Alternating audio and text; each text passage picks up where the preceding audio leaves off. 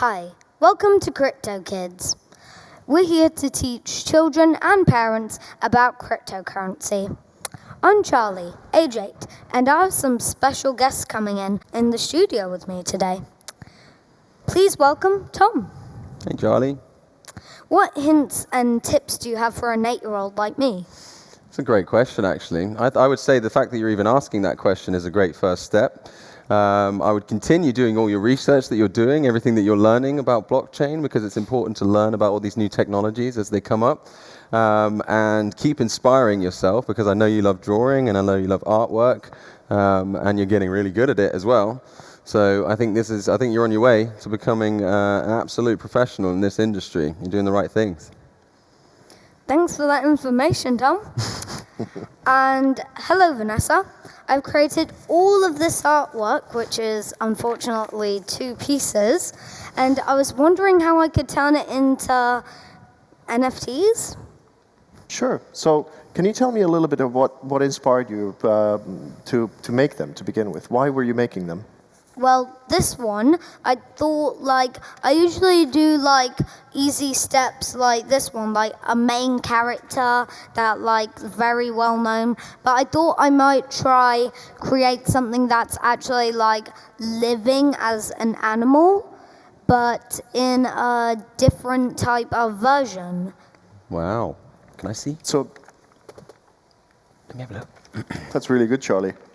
Because what I would say is, if you started playing about with technology, you might scan that drawing inside of a computer, then you might use it with Photoshop, or you might look at some tutorials of how to use After Effects or something like that to make it into a motion animal now, and then kind of tell a story with it. Something that is truly inspiring to you, something that you consider to be really, really fun. So start, because NFT really means, it's kind of like a glorified receipt, really. NFT is what it points to. And if it points to what your real inspiration is and who you are and what you would like to contribute to the world, then all the rest of the steps come really easy. Then you can just go to YouTube or something like that and Google, how do I make an NFT? And maybe it's OpenSea or different kinds of platforms, and how do I open a wallet like MetaMask? And those are the things that you require. But I think you start from why you were inspired to make that and what do you want to show the world that is uniquely you, so that people would want to be a part of your thing. Okay, that is very good advice. Thank you for that. And one more question for you, though. If I wanted to do that in the future, if it gets, let's say it goes worldwide and it becomes very popular, but it's like a one original game, do I have to probably change the first main part of that? Or do I keep the same thing but make a change in the new game? That's a good question, actually. A lot of NFT projects started off as one design with multiple different rarities attached to it, but now they're introducing new features where you can change your NFTs as well, or upgrade them into something new. For example, like breeding features. If you had 2 NFTs, you put them together, and then you would get a new NFT off the back of it. So I think actually constantly developing these projects is what keeps the audiences engaged. It inspires your own creativity, because you would start with this and then maybe you would evolve that into another butterfly that would have different colors on it, for example. Or maybe you take it back a step and you start with the caterpillars. So there's a lot of development that you can do within a project itself, even after it's launched, to make sure that the people are getting the best artwork from you, of course, and the best utility out of the project itself. That's great advice. But one more thing, if you chose yourself without any other advice and chose to make a new version of the original, would you want to sell that for what it's worth, or would you want to restart that and then sell the old things from the original thing you made from it, and then after you sell those, you make it into new things by upgrading different types of stuff and into the game? Yeah, I think this probably comes into when people create a project and they talk about creating like a one of one versus creating like 1,000 of the same artwork. Can you speak of your experience on things like that? Yeah, I mean, people now consider that it's quite, that the one-of-ones are really valuable because they're so scarce. But I would say that if you have a masterpiece, it would be better to have a 1 of 10 of a masterpiece than a mediocre 1 of 1. So it really, that's so amazing that you're into crypto at this point and you start to have these value conversations, because it's so far removed from how I experienced the whole thing as a kid. I mean, of course you do different kinds of trading of like cards and whatever, but this takes you into such a realm of asking these questions is such, like you were saying, that was a brilliant thing. It's like, the fact that you're asking these questions now is going to make your life is going to be like super set. And any kid like you who is in this kind of field at this moment in time, just asking those questions is what's going to get, like you'll know the best after you kind of just spend time thinking about it and playing about with it. Yeah, and what we're talking about here is current NFT projects that we've seen and that we know about. However, going forward, you might even create your own NFT project with its own utility behind it. So, for example, if you were to create a certain set of artwork, but the purpose was that that artwork can then be used within a game that we build in the future at Helicon, that's pretty cool, because you're getting a cool piece of artwork, but I'm saying, in a couple of months' time, you're going to be able to use this character within the game and play as this avatar, or use this weapon in the game, or use these coins within the game itself. And then suddenly you've got what we call interoperability, which means it's not just a piece of artwork. It can be used in multiple different ways and have different functions. So these are the things that we can start talking about and creating games that you love to play with characters that you love to draw. Wow. And also, one more thing, I saw your NFT. That monkey picture, it's going to be a costume on Amazon, people. Make sure you sell it. Only 50 quid. Only Well, 50 quid. We'll be back.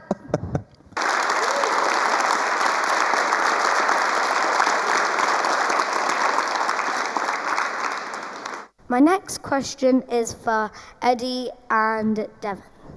I'm a big gamer and I really love playing games like Minecraft and Roblox. And how do NFT games, and how am I able to make money from them? Yeah. Fantastic question. NFT games can come in a few different forms, right? Because as we said before, NFTs is kind of, you own it, right? So let's say in Minecraft, you make your diamond sword. You go through all the work, you make the diamond sword, you enchant it, like it's really cool, but you don't necessarily own it at the moment because it's on your computer, but let's say the servers go down at some point, you just wouldn't have your diamond sword anymore. Whereas blockchain games, you then own it. Go for it. Yeah. Wait a sec, I think I know what you're saying, because I think I might have seen something that was like based on how NFTs work, because like most YouTubers, they do these videos where they sell like things like really big Minecraft mansions, and then they become marketplace creators and they sell it on the marketplace. You're saying that if you did NFTs, I could basically sell that, but instead of selling it for mycons or more valuable items, I could sell it for actual real life money from NFT? The concept is exactly the same. The only difference is the blockchain. So the blockchain is kind of like a information transfer system, right? But it's really, really like trustworthy. So you can trust that you own that mansion or you own that diamond sword. And it's potentially the only one, or potentially there are 10 of them, but you can prove that you own it. And that's what kind of NFTs are in gaming, is you then own what you've actually spent money on or you've spent time creating. So then it's basically like the exact same thing, but just on a different app or device or blockchain or NFT. Yeah, like exactly. That? Oh. Yeah, no, exactly. And what is the difference about blockchain and over normal games from like play to earn? Like, what's the difference? Oh, fantastic question, because play to earn is another way that kind of the crypto, blockchain, NFT space can integrate with games, right? So at the moment, you play loads of Minecraft, and you'll spend like 10 hours just like playing it non-stop, right? Well, while you're digging down, you're looking for your diamonds, you're going for copper, whatever you're going for. While you're doing that, you could be, in a play-to-earn game, actually generating tokens or generating cryptocurrency. You earn it from performing actions in the game. So you actually make money from playing games, which is like amazing, and very little difference between blockchain games and standard games. All it is that blockchain games are verified on the blockchain. So if Minecraft was on the blockchain, it would be a blockchain game, but it would still be the same game. Okay, but I'm adding this one in for you. So, like, if you already had it, but you still wanted to do the same thing with it, maybe if you wanted to, like, sell that thing on a different device, could you probably, let's say, sponsor it in that thing, and then, like, you show it on Minecraft, and then after you get that thing, after it's already sold, that means after that, it can be like sponsored by NFT or blockchain, so that means it still works the same way. Is that probably what like maybe an update or something like that would be probably? I think a good way of putting that is how would someone like yourself playing Minecraft extract value out of that game if it was a blockchain game? And Devin's definitely the right person to answer that for you. So essentially the NFTs that you earn in the game or the tokens that you earn from playing the game are tradable on what we call exchanges. So this means that you could take your Minecraft token, for example, and you could go and trade that with someone else for Ethereum or for Bitcoin, which allows you to take that value out of the game for yourself, so you can earn an income from it. Actually, wait. Quick thing that just popped up in my head. How would it work? So, like, if you had it in the game and you wanted to sell on NFT or blockchain, if you had that item and you're gonna sell it, how would you be able to get that item to prove it from that NFT thing? If you could, like, if you're playing on Xbox or something, and you can actually like screen grab it or anything, and if you have proof and you sell it to someone, how will you have a chance to give it to them? Because like you can't just friend people just to give them items and then keep them friended, right? So how would that work? Well, what would be the difference here between taking a screenshot of something and creating an NFT of that something? So NFTs are essentially like a token on the blockchain. So it's the same as, it's essentially represented by a piece of code or a hash. So you can actually prove that you have that, which is different to a photo of something, right? It's provable ownership. In terms of trading it with people, they use things called smart contracts, right? And a smart contract means that it's like a digital piece of code. You put your NFT into it, someone else will pay the money for it, and the code will automatically swap it for you. So you know that you are going to get that money for your NFT. Yeah, and you don't necessarily need to know the other person who's buying it. You just need to trust in the blockchain and the secure system. Exactly. Okay, but it also, if they pay for it, if like, let's say you're the one buying it, you're really excited, and there's a new update with like a sword that has like ice and flame in it, like a natural added fire aspect 3000 that isn't even in the game yet, and a natural frostwalker boot that give it to you when you need, like when you fall on it and you're holding the sword, it naturally spawns ice that doesn't break as long as you step on it. Yes. Yeah, if that happened and you were buying it, could you buy it with like actual NFT things? Like, could you, for example, buy it with blockchain or NFT, and then when you get that from the person that you're selling it to, they could make that NFT or blockchain into like real money? Because the real symbol of blockchain, you keep money in it and it gets more valuable. So if you put blockchain instead of real money paying into it, would that still be acceptable? I think where you started there was if you were to create a new version of the NFT that's now upgraded from the original one that you've had before, right? What would then happen to the one that you had before? That was a good question, because you have to put something in order to get something out, right? So if you want to create a new NFT, let's say in Minecraft, you would have to mine some resources. You'd have to put those resources together in order to create something, right? But if you wanted to create a higher value item, you would have to have that item plus higher value resources in order to do that. And all of this on the blockchain can be NFTs, right? So each one of those digital assets has a real world value. So for example, in Minecraft, if you spend 10 hours a day going around mining all these resources that I don't have time to go and mine, I could come to you and I can buy those resources off you, or you could decide to use that to upgrade an NFT that you've got within the game. But what you do with it afterwards is entirely up to you. You can play with it, you can sell it, you can try and upgrade it again.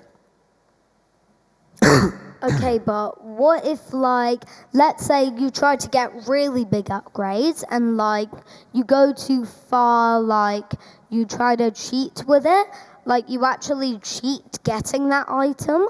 That's a good question. But then, like, how to prove it, like, to show that How to show they're it's doing real? it fake, how to do that is probably, like, let's say they try to enchant it really good, yeah?